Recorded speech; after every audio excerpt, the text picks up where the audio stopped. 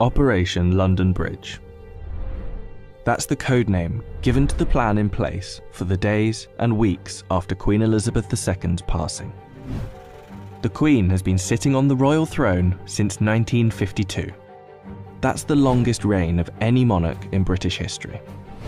And during that time, she's seen over a dozen UK Prime Ministers, nearly 20 Summer Olympics, and over half a dozen popes.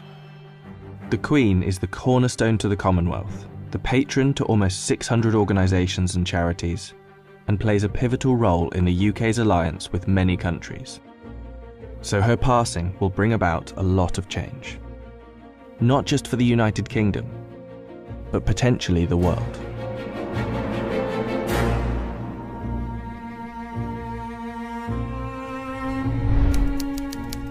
Her private secretary, the Right Honourable Edward Young, will immediately pass a message on to the acting Prime Minister at the time.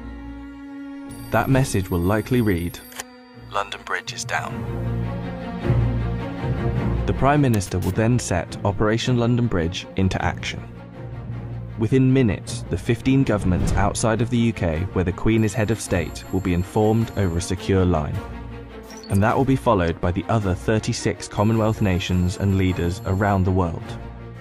The gates of Buckingham Palace will then dawn a black-edged notice of the news. At the same time, a news flash will alert media around the world. Every media outlet is prepared for the news. Every radio station has a network of lights that will flash to indicate a national catastrophe such as this.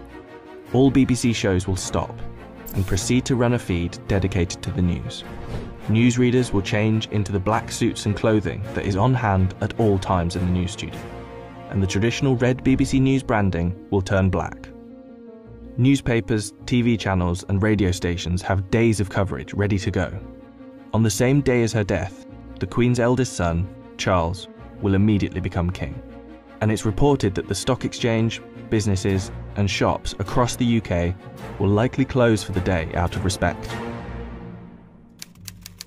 The day after the Queen's death, on a live stream, Charles will make his first official speech as king, and the government will swear its allegiance to the sound of a 41-gun salute in Hyde Park, London.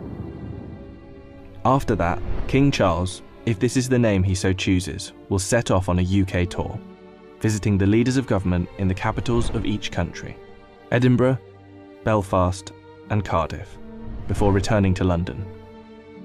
During this period, TV channels will play the many documentaries already made in the Queen's honour, and the BBC will refrain from playing comedy shows as a sign of respect until after the funeral. 4 days after her death, the Queen's coffin will be led on a military procession from Buckingham Palace to Westminster Hall.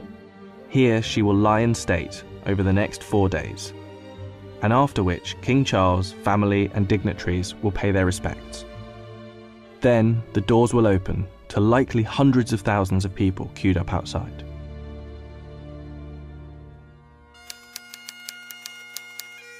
The funeral is estimated to take place 10 to 12 days after the Queen's passing.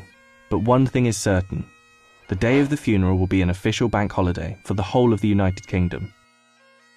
The stock exchange will close for a second time in under 2 weeks, and many businesses will follow suit.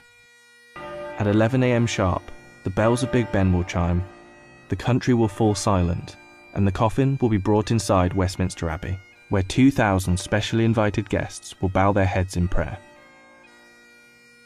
After the service, the coffin will be taken to Windsor Castle, and then finally to St George's Chapel, where Queen Elizabeth II will likely be laid to rest next to her father, King George VI.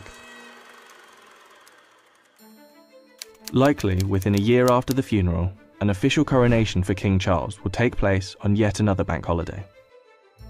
All in all, accounting for the multiple bank holidays, funeral expenses and coronation celebrations, the Queen's passing is estimated to cost the UK economy billions of pounds. In addition, hundreds of changes will happen across the UK in the months to come.